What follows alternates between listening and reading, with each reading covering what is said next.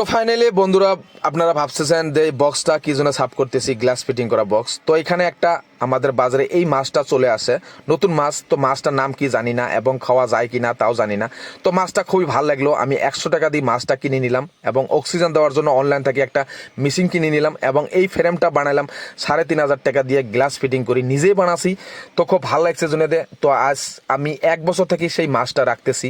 তো আমার দোকানে খুবই ভালো লাগে এবং বহুত মানুষ আসে দেখার জন্য। তো এখানে একটা ভালো দেখার জন্য কার্পেটটা বেছে নিলাম।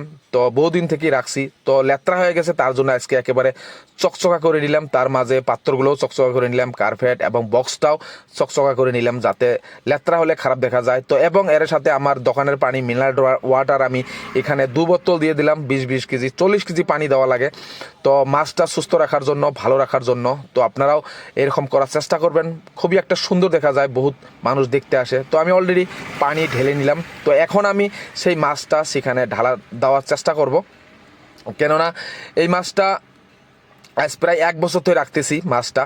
প্রথমে কিন্তু মাছটা একেবারে ছোটো মাছ কিনছিলাম।